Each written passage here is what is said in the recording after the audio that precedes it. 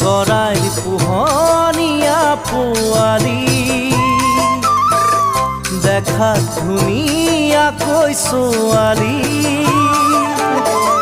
জানানী দি